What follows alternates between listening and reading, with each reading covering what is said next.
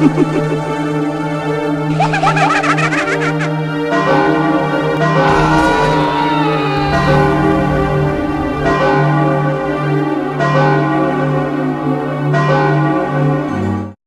guys, my name is Michael Kondracki and I want to work in video games. My dream is to work at Square Enix as a community manager for Kingdom Hearts, which is my favorite game series. So I thought the best way to get myself out there and really get noticed was to talk about video games that I really love. So here's why I love Majora's Mask.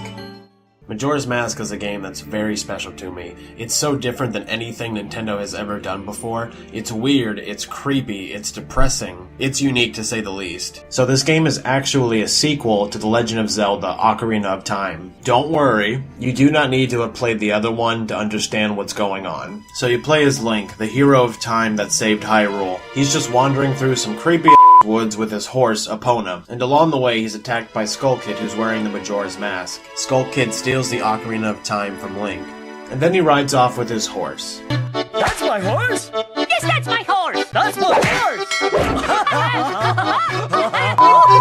So as Link is chasing after him, he ends up falling down a really deep hole into the world of Termina. And basically, Termina is like an alternate Hyrule. And when Link wakes up, Skull Kid keeps taunting him, and then he transforms him into a Deku scrub. And just kind of leaves him there to die. So Tattle, one of the fairies that was with Skull Kid, gets locked behind a door as Skull Kid leaves. She becomes your new companion. And yes, she's a bossy bitch. What are you doing? What are you doing?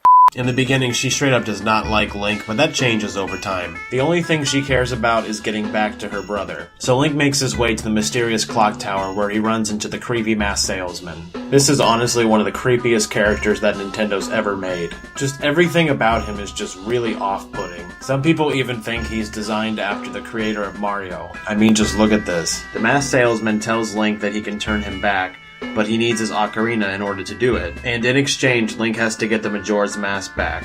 You have 3 days to do this. You have 3 days until the moon falls. Isn't the moon so pretty? That's really all I want to tell you about the story, without giving it away. What's really special about this game is how it pulls you into the world. It's honestly one of the most immersive games I've ever played. This game originally came out on the Nintendo 64 in 2000. They remade the game on the Nintendo 3DS back in 2015. I was 6 years old when I picked this game up. I'll never forget the first time that the moon crashed down. You will feel like you f***ed up. All these people are dead because of you. I hope you can sleep with yourself at night. This was all your fault.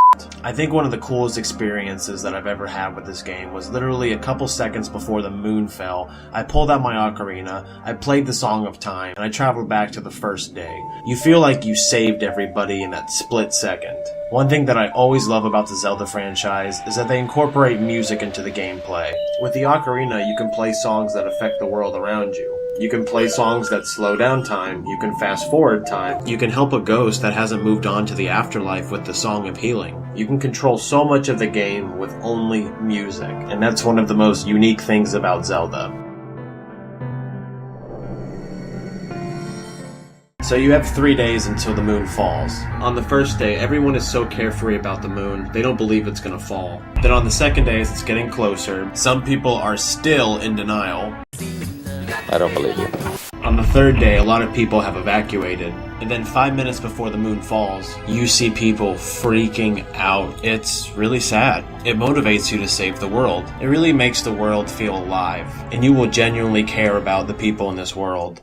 This game has such good puzzles. So basically there's 4 dungeons in Majora's Mask, and each dungeon is completely different from the other. Dungeons force you to switch between masks. In the Snow Temple, you'll transform into a Goron, and in the Great Bay Temple, you'll transform into a Zora so you can swim around. The masks really switch up the gameplay and make it feel fresh, if you can get past the nightmare-fueling transformation.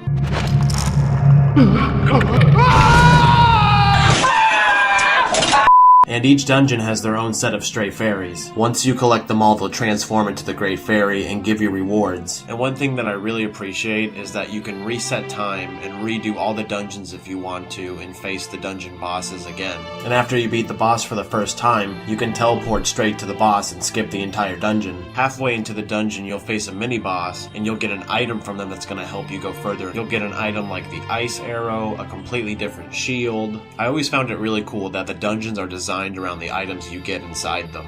Clocktown feels like a huge dungeon with a 3-day time cycle. There's stuff always going on, something's always happening. This game honestly really has amazing side quests. Everybody feels so alive, they feel like real people, and you start to care about them. So out of all the games I've played, side quests tend to be the really weaker, filler type of content that are just sometimes kind of pointless to do, but in this game, it's the exact opposite. It adds to the world building of the game. You honestly feel like you're a part of Termina. Each character has a little bit of a backstory, and the side quests really flesh that out, and the quest variety is really cool. You won't be doing the same thing twice. I mean, there's a side quest where you get to march around little chickens until they become fully grown chickens. There's cows being abducted on a farm by aliens. There's a creepy hand in a bathroom that just wants toilet paper from you. There's just so much to do in this game that you'll definitely get your value.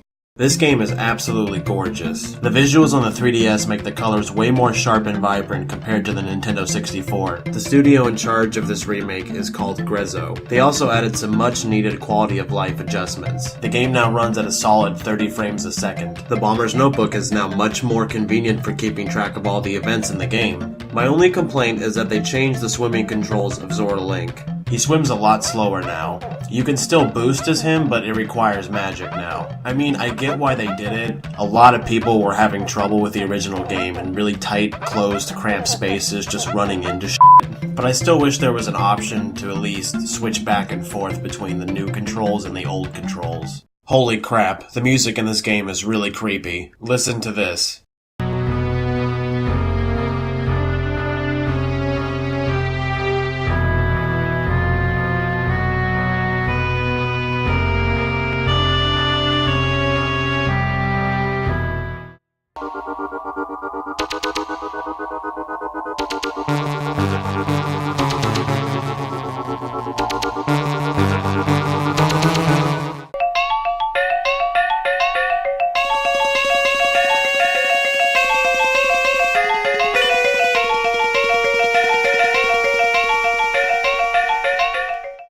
The composer Koji Kondo is a legend. This man is responsible for so many of Nintendo's best soundtracks. He's responsible for the Super Mario Bros. Theme, the Legend of Zelda theme, and he's even worked on the Star Fox franchise. This man is a genius, and his music was a huge part of my childhood. I think I'd myself if I ever got the chance to meet him.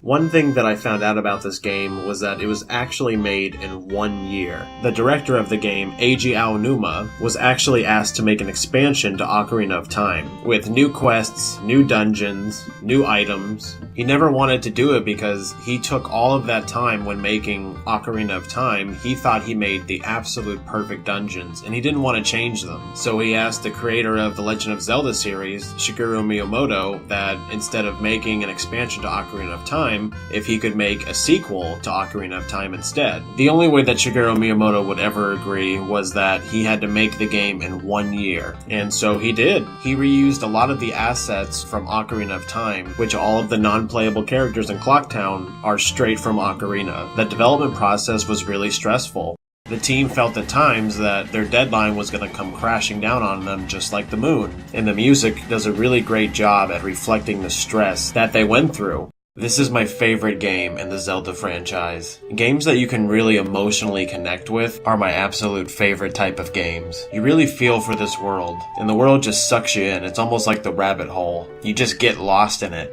Hey guys, thank you so much for watching. If you want to buy this game, there's a link in the description box below. Please support this game series. And hey, if you enjoyed the video, please consider subscribing. Help me get noticed by video game developers by giving this video a thumbs up and sharing it. My dream is to work in video games, and please help me out along the way, or the moon's gonna crash all of my dreams.